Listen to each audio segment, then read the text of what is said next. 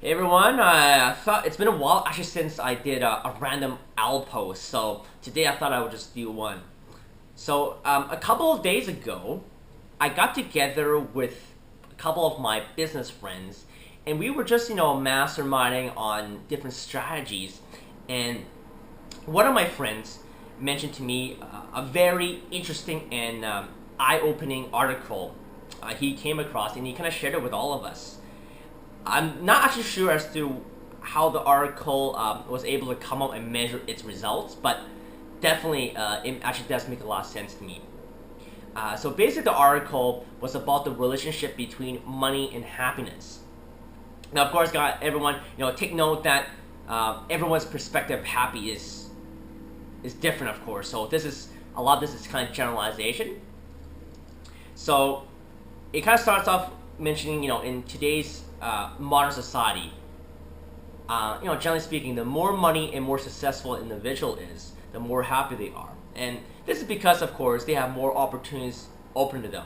So, for example, graduating with honors at Harvard University versus, graduating at some small private university, or partnering up with, let's say, Donald Trump to invest in real estate versus partnering up with a realtor that started out, or, I know all these examples are very, very obvious, but they're just mentioned to kind of state a point.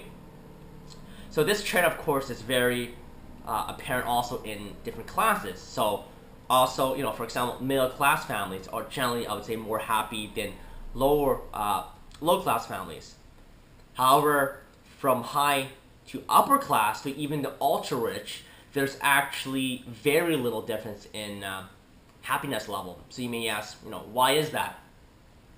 Well, upon closer investigation, the reason actually why high class to any class above it has, similar happiness level is because all the classes in this group have all their basic living, covered, and money is generally not an issue.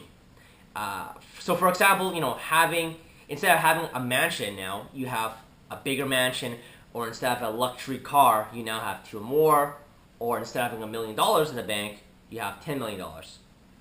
So the whole main point is, the higher class level you go, you essentially just have more expensive versions of the things you currently have.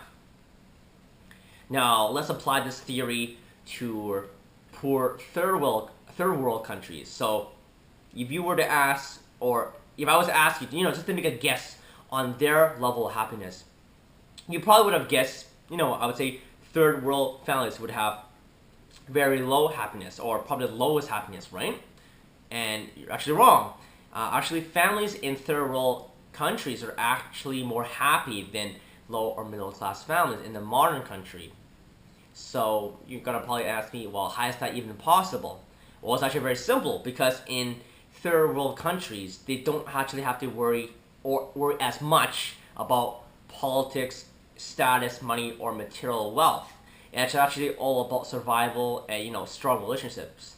So in fact, third world countries, families have the strongest relationship to one another than modern countries. So it basically boils down to, I guess, different value and culture system. So in conclusion, the more money usually leads to more happiness up to a certain level, but it also depends on where you live in the culture of the area. So of course, everyone, definitely please feel free to comment below, what you think of this. I thought this was really, quite an eye-opener for me, just to look at everything, I guess, at a different perspective. For sure. Now, if there's anything else, guys, just let me know. Thanks so much.